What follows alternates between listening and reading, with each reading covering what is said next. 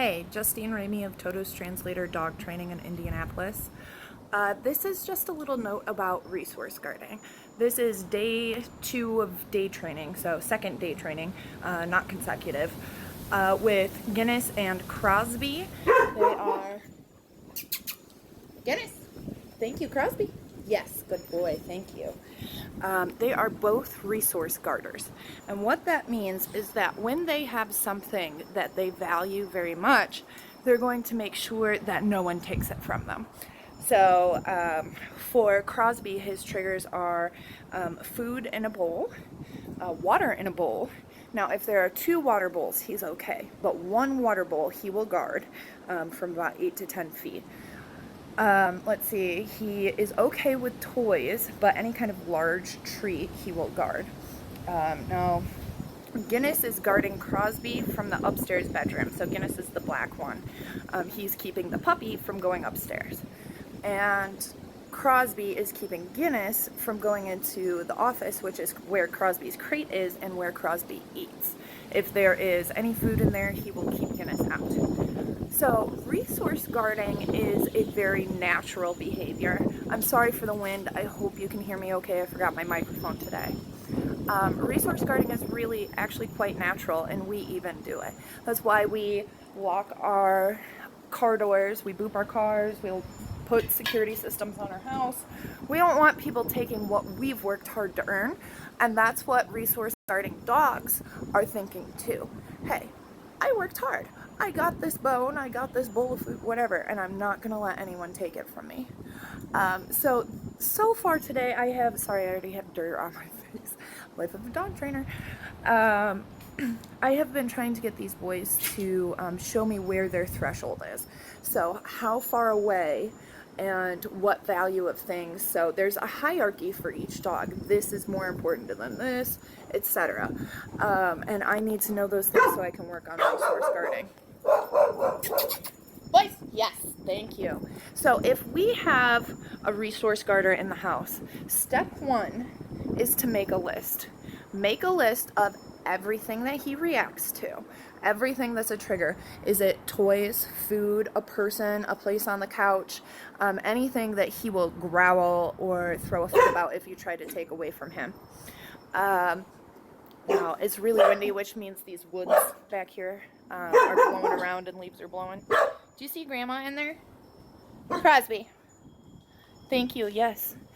So make a list of everything that triggers your dog, and then rank that list of how bad your dog is going to guard it. So he might find one Chuck It toy super duper valuable, top 10, he will rip your hand off, where a biscuit, he might growl occasionally. Crosby, come on, dude. Come on. Sorry. So make that list. Step 2 is to manage. Keep the behavior from happening unless you're willing to train it. So unless you are sitting down ready to work on it, which we haven't talked about how to do, unless you are ready to do that, you should be managing, which means that you are preventing the behavior from happening. So if Crosby won't let Guinness in the room when there's food in that room, we're not going to let Guinness near that room when there's food in that room. Okay, we don't want the behavior to happen because it will reinforce itself. Okay, so think about it this way. When your security alarm on your house keeps somebody from breaking in and you catch them on camera and you call the cops, you are most definitely setting that security alarm next time next time you leave the house and making sure nobody breaks in. Your dog's doing the same thing, okay? Every time that he successfully guards, he will be more likely to guard in the future. Not only that, but there are chemicals released in the brain, cortisol, which is the kind of fight or flight chemical. It's the one that says go alongside adrenaline. And cortisol will hang out in your dog's brain for as much as 2 or 3 weeks, okay? If it's hanging out in the brain, he's more likely to be triggered and to have a reaction. So resource guarding is normal, but it's natural behavior, but that doesn't mean it is acceptable for everyday life with humans. And both of these boys have a toddler in the house. So we really need to get this nipped in the bud as soon as possible. The best way to do that is teach them that their brother is not a threat to what they hold valuable. So just because your brother comes around does not mean that you're going to lose what's good to you. Okay? We do that with each individual trigger. So if one toy triggers him, we'll do it with that toy. Then we're going to do it with food. Then we're going to do it with the room. We're going to do it with everything that triggers him. And the reason for this is that dogs don't generalize well. Okay, so what does that mean? That means that they're not able to take information and apply it to several situations. So we can teach him that it's okay for his brother to approach him when there's only one water bowl down.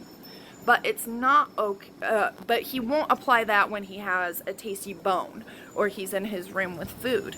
We have to practice in each scenario until he goes, oh, my brother approaching me is not a problem ever. Okay, so don't think you can just do this a couple of times and all of a sudden your resource guarder is going to be fixed. That's not how it works. Anytime you are not working on this, you are managing. The more you train, the faster this will happen. The faster it will become less of a problem. And then eventually the training takes over. But until then, you are managing. Alright, so let me show you a little bit of what we're doing with Crosby today. Okay, so a few more rules about resource guarding. So we have number 1, make a list, and it must be a complete list. Okay, be honest, including distances, how far away the trigger must be, what exactly the trigger is, including is it human, is it dog, etc. Step 2 is to manage, right? So prevent the behavior from happening anytime that you're not prepared to train. Step 3, safety first, always. Use a muzzle, use leashes, control the situation any way that you can. Okay, and this includes no baby around when we're first working on this. Okay. Step 4, only move as fast as the dog can handle. Okay, so if he is reacting, you are moving way too fast. Okay, if he is starting to hover over his food, you're moving too fast. Okay, you want to take this slow. Slow. Okay, we are battling what could be a lifelong behavior. Okay, so take your time. Don't rush this. Don't let him show the behavior at all. Okay, step 5 is to keep a really close eye on that body language to make sure you're not rushing it. Okay, so we're looking for bulged eyes, tension in the mouth. Okay, imagine, how does a person look when they're ready to fight? Okay, and we puff ourselves up. Okay, if you have a resource guarder, you recognize these signs. They kind of hover right over top of the bowl or whatever they're guarding, prepared and ready, like don't you dare step any closer. If you see that body language, you are pushing too fast. Slow down, do more repetitions at a place where he's successful, and you're seeing all the happy, loosey-goosey body language. Yay, I'm getting treats. I don't care that my brother's here. Right? That's what we're going for. Okay. Step 6, I want to explain to you how the 3Ds, if you remember them, how the 3Ds affect resource guarding in particular. So we've talked about the 3Ds being distance, duration, distractions, okay, and how those relate to our obedience commands. We have not talked about how that relates to resource guarding. So distance is how far whatever the trigger, whatever he is triggered by. So if we're talking about Crosby, we're talking about Guinness or the baby, how far they are from him when he reacts. Is it 8 feet, 10 feet, 30 feet? How far is it? Is it 6 inches? Okay, that is important information to have. If it's 6 inches, we're going to work from a foot away and make sure we're successful, and then slowly push closer while maintaining loosey-goosey body language. Okay, distance, duration is how long that scary thing stands there. So if our trigger happens from 8 feet away, and Guinness is 8 feet from Crosby, how long does he stand right there 8 feet away? Okay, or 7 feet away, wherever. So we might, right now, we're going to click instantly, okay? But can he stand for Guinness to be there for 5 seconds, 10 seconds, 20 seconds, longer. The longer the duration, the more likely they are to react. Okay, so think quick, be ready. And then distractions, everything else that's going on has an effect on this. So if the baby is crying, if there are sirens going past, if you have a party going on, everything, all those distractions will make your distance and duration lower. Okay. So in addition to that, recognize that there is a difference between a hot, like whoo, hot, and a cold trial. Okay, so a hot trial is where you're warmed up and ready to go. Okay, so hot trial would be right now. Crosby and I have been working for about 2 hours, and he knows the treats are out. He knows we're in training mode. He is good to go. And we are going to get much, much better results than you will tomorrow morning at 8 o'clock. Okay, that would be a cold trial. So let's say a big old ham bone falls on the floor. Cold trial. They are not prepared, they are not ready, so do not have high expectations. Your 3Ds will be much lower than when you're practicing when a cold trial happens. Be prepared for that. Okay. In addition to that, when you're going from, so this is rule number 8, when you're going from one practice situation to another. So say we did a training session today, and you want to do a training session tomorrow. And in our training session today, I was able to get steps A, B, C, D, and E done. Hooray! We're on step E. When you practice tomorrow, don't start at step E. Okay? Go back to B or C and make sure he is successful, and then start again. Okay? And move back to E. You'll get to E quickly, but make sure you start at a point where he is going to succeed. All right, those are resource guarding rules. Make sure you adhere to them, because this could end up in a very expensive vet bill, or even worse, a hospital visit. So safety first. All right, thank you. Okay, rule number 3 of resource guarding is safety first. Do whatever you have to do to make sure that no one will get hurt. We can most definitely muzzle train Crosby. In fact, I would encourage it because of him guarding treats from the little one. We definitely don't want that to go on, and we need to be able to practice it in a way that's safe. The best way to do that is with a muzzle. So I have leashes on both dogs. I might start with the office with Crosby in his crate, and then go with the door open once he's okay with Guinness coming in with him in the crate. So you want to start with whatever trigger is the least problematic. Okay, so for these guys, I would guess probably the water, working with 1 water bowl down instead of 2, but I tried that and I'm not getting a reaction. So we're gonna go with food because it worked before. We're gonna try again. So I am ready to go. I have Crosby tied up on leash. I have Guinness with me on leash. I have my clicker ready. I have food. Now, level 1 is just regular kibble. Level 2 might be kibble with something in it, okay? So if we can get him to the point where Guinness can walk around him with this regular food down and he doesn't react at all, then we start the process completely over with something good in the food, like treats or wet food or something that increases the value of this. And we do it all over again. The second time it goes faster. At a certain point, they actually start to generalize. Yeah, Guinness, you're super cute. Which, this is a behavior that the owners are okay with, so I don't waste my energy on it because they won't spend theirs on it. So that is just fine. It's like some of them let them sleep in bed at night, and some of them do not. Okay, so.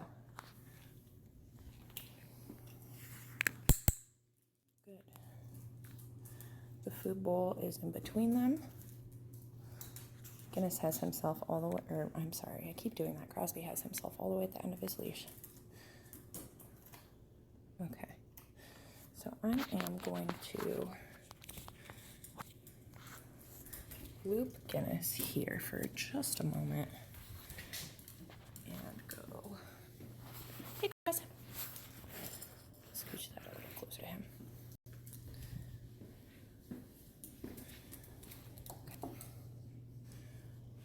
So we want to click for no reaction at whatever point he can handle. If that's 20 feet, that's 20 feet.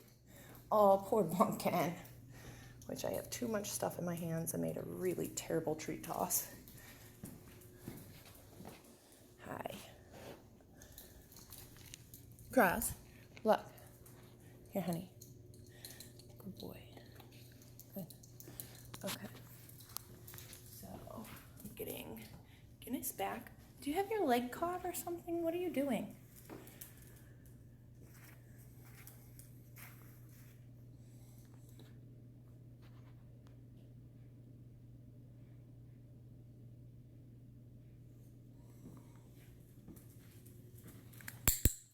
Good. Good. Very good. Thank you. So when I first clicked, Guinness was to my side, and he heard the click, and he came around and sat in front of me.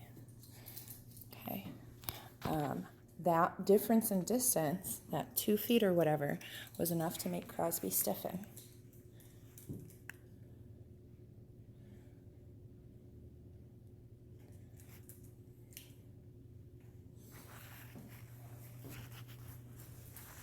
Okay, so I'm watching his body language. I don't want to push him to a point where he feels like he needs to guard.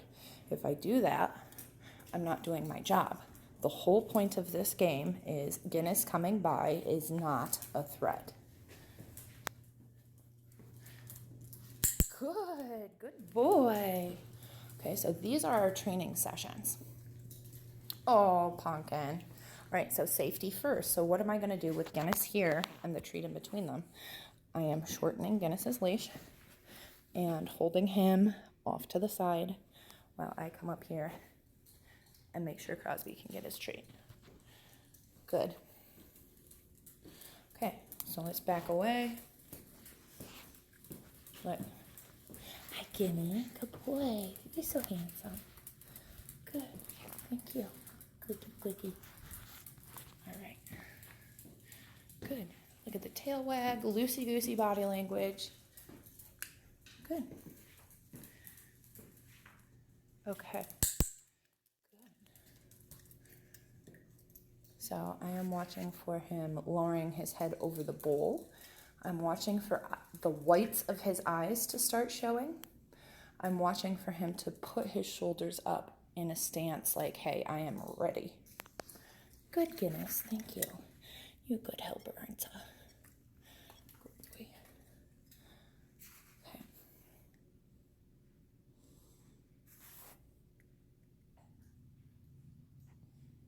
Okay, so we backed away.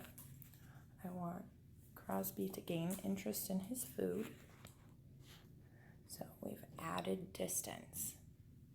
If your dog is showing signs of guarding, hovering over his bowl, getting bulged eyes, hackles coming up, real tense body language, low, tight tail, tight lips, tight eyes, low ears, then you need to add distance. Move away. You're too far apart. Or you have gotten too close too fast. Okay. Good. Thank you. Boy, here's Guinness over here. So we're a little bit closer this time. Okay, so can we walk past into the living room and not get a reaction? Now, a word of caution that I'm going to add at the end. So, come on, let's go.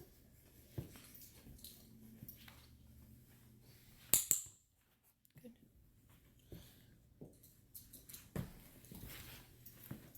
All right, now that was me in between the dogs.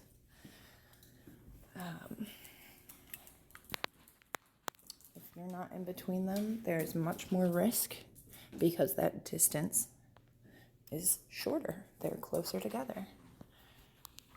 I think I see a treat on the floor back there, buddy. Is that toy fuzz of some sort? Okay. So this is practice number 1 with the bowl. I am going to shorten Guinness's leash. So he is on my left. I'm about to head that direction, which means he will be on Crosby's side. Good. Let's go. Good. Okay. Again, I will not push it any faster than the dog can handle. So, if we had to work from the kitchen, that is exactly what we would be doing. Good. Okay. So, we will add food to the situation.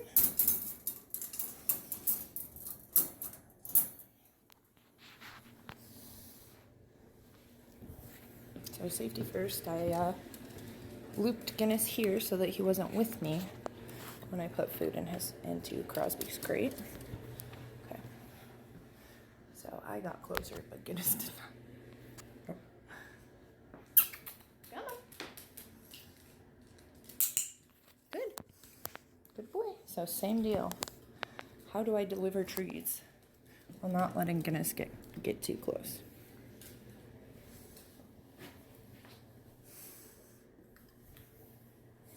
Oh, you can't reach it, can you, baby?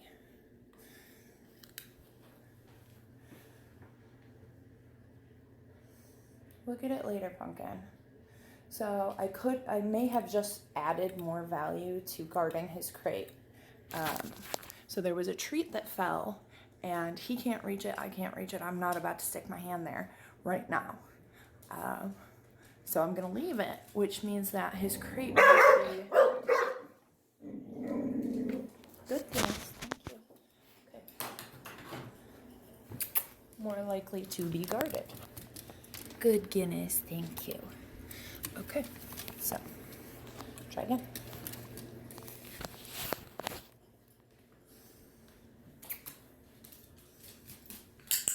Good. Good. Okay. So I just used my monster arms there. And stood on Guinness's leash while I did so. Good. So you can do lots of repetition at exactly the same distance. Okay. We are actually closer than we were just a second ago when Crosby had an issue. Okay, but if he were to start guarding from here, so Guinness just scooched just a little. Was that enough to set him off? No. But we can click for it. Good. Guinness! Come here. Good boy. Good. So he was just about to, so we're going to scooch away just a little. Come here. I had Guinness get closer. See him looking under his brows like that. He's hiccuping too, so it might be that he is very hungry right now.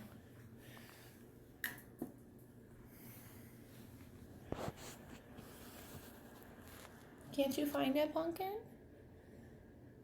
There you go, good boy.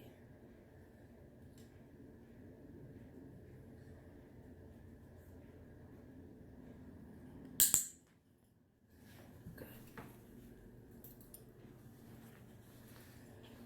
Guinness, here, baby. Good. Good. Good job. So I let 2 fall in there because we are getting pretty close. Right? Good boy again. Okay. So Guinness and I are going to leave the room and give it just a second, and then we're going to come back and do it again.